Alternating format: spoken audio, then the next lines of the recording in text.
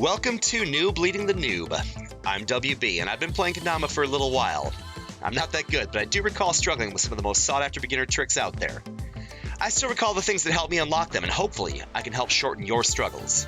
My goal here isn't to be the most comprehensive, but rather to provide some shortcuts to help get you where you want to be just a little faster. Thanks for stopping by. Now let's get to the grind. Alright, so I'm going to talk lighthouses, specifically one-turn lighthouses, but we can start with regular lighthouses because you'll have some of the questions about that, like how do I keep my string from popping out the hole whenever I pull up. One of the easiest ways, either off to the side with the tama, but then you had to actually orient it back up to catch for the catch, or take your finger, rest it against the yard like that. People will tie knots right above the hole. I've seen that work for a lot of people. I know a lot of people who play very, very high level kendama that do it. So really whatever floats your boat. But as far as the actual pull-up goes, we can talk about that right now. And for many other pull-ups, I like to think, I mean, you have to get steady to start, but for a decent pull-up, what you're gonna want to do is think of that string as the actual axis along which you're pulling. So if you get a good pull-up right along the axis of that string, the lighthouse big cup facing you, bang.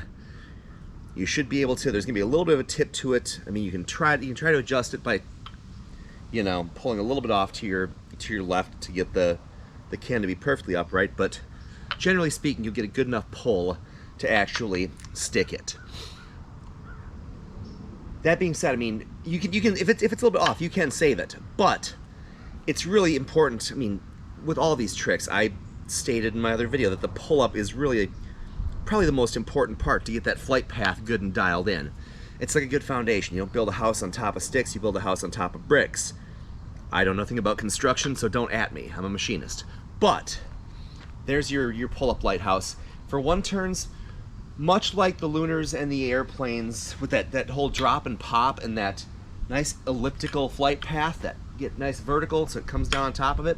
Same thing with your one-turn lighthouses, but at the very bottom you kind of drop down, and at the very bottom you hit that pop, and then it kind of flies up in a nice predictable arc, and then comes to rest right down top of your tama. If you keep just practicing that drop, that nice pop, nice gentle tug, as soon as the big cup's facing you, you should be able to get a nice consistent, fairly consistent flight path, and that will set you up for success and for the catch.